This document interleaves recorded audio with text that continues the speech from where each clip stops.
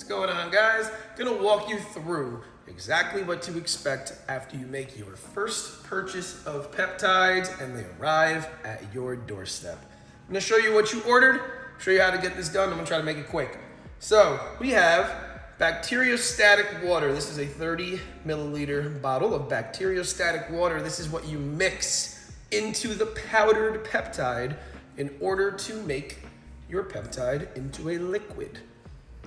We teach you how to do that on this website. You'll know the amounts and the dosages and everything. Here's your actual peptide, nice and powdered. This is a Samax bottle, 10 milligrams. 10 milligram powdered Samax. I'm just gonna rip the top off of that real quick.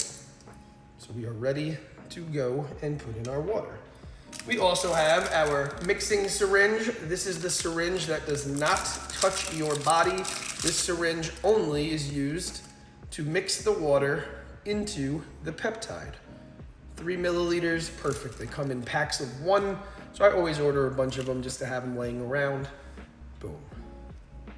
We also have our rubbing alcohol pads. This is just to clean the tops of each vial. That will keep us from getting any infections and get any bacteria off. Beautiful, nice little alcohol prep pads. And last but not least, we have our insulin syringes, the ones that we will be injecting with. They come in packs of 10 on the website as well. So I usually try to buy a bunch of them. Here's a brand new pack of 10. Lovely. So let's do it. We're gonna take our Samax bottle. This is 10 milligrams. My rule of thumb personally, anything that is 10, 15, anything 20 milligrams and less, I usually mix with 2 milliliters of bacteriostatic water. There is no correct number as long as it all dissolves. As long as the powder dissolves, you're fine.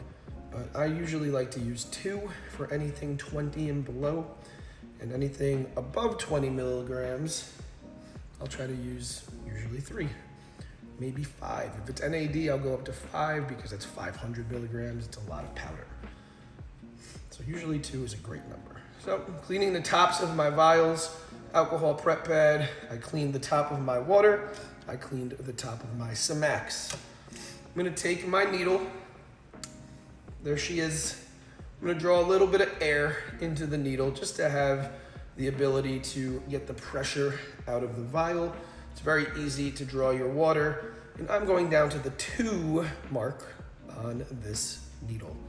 So I'm gonna put it right down the middle.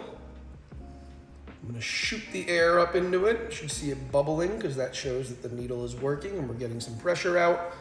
And I'm gonna start drawing back to the 2.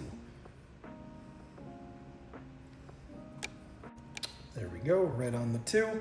The top of my plunger is right on the 2 mark. If you have any air bubbles, you can try to push them up a very little bit, but you want to try to stay right on the number you're looking for, just so your measurements are correct. So we have 2 lovely milliliters of bacteriostatic water. We're going to take our bottle, our peptide bottle, and again, we're going to go right down the middle of the vial.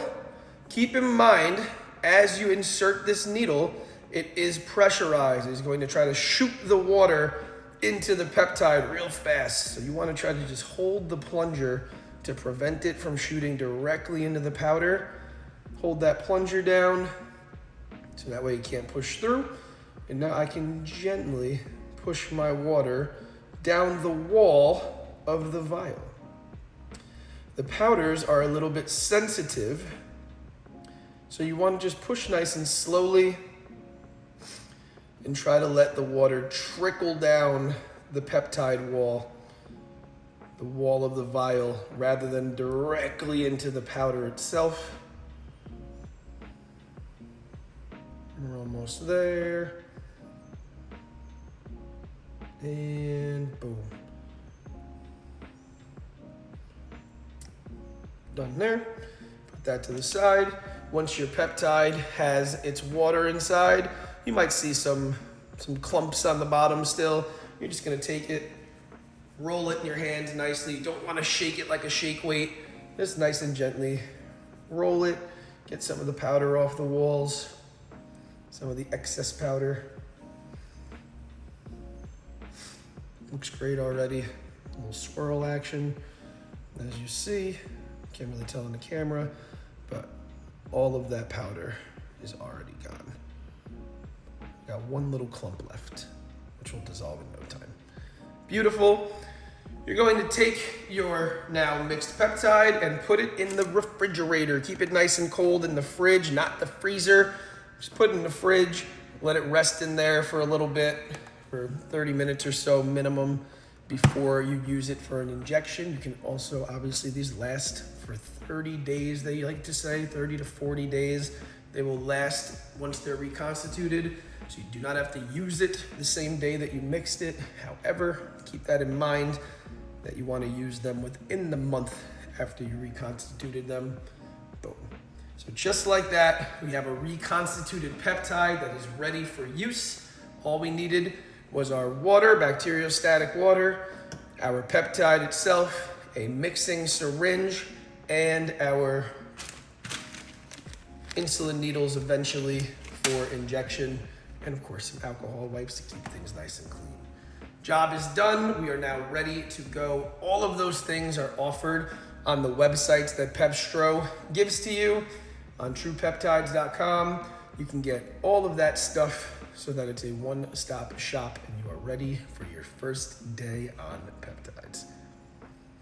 All of the information on how often to inject and what to do is all also on Pepstro, or you can ask him a question yourself. You just type to the AI, he will respond to you nicely and tell you exactly what it is that you need. So, one-stop shop for everything, all your questions answered, and you can trust. So, yeah, hopefully this helps.